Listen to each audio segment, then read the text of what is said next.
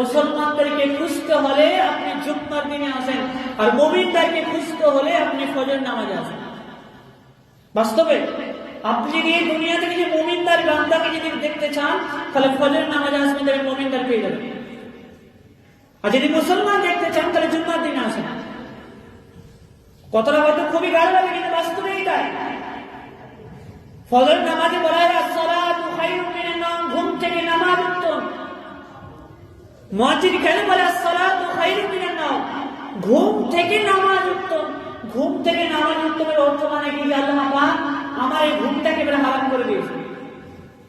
ফজরের ওয়াক্ত যখন শুরু হয়ে যায়, এরপর আমার ঘুমটা পুরোপুরি হারাম একবারে। চলো আমি আমার ঘুমকে ত্যাগ করে আল্লাহ তাকে সরাবো। ফজরের নামাজ পড়ে আল্লাহর কাছে চাই, সারাদিনের রিজিকটা আল্লাহ কাছে। আমি সারাদিন যা কিছু করবো, এই রিজিকটাকে ফজরের নামাজ পড়ে আল্লাহর কাছে চাই। আমি রাত্রেবেলা ঘন্টা ঘন্টা বাজারে আড্ডা দিতে পারি, বন্ধুদের সাথে সারা করে ফিস্টি করতে পারি, রাত্রে 12টা 1টা পর্যন্ত তামাশা করতে পারি, কিন্তু ফজর নামাজে এসে 10টা মিনিট সময় দিতে পারি না। আর আমি নিজেকে দাবি করি আমি মুসলমান, আমি নিজেকে দাবি করি আমি মুসলমান। এতে কিচ্ছু কাজ আসবে না।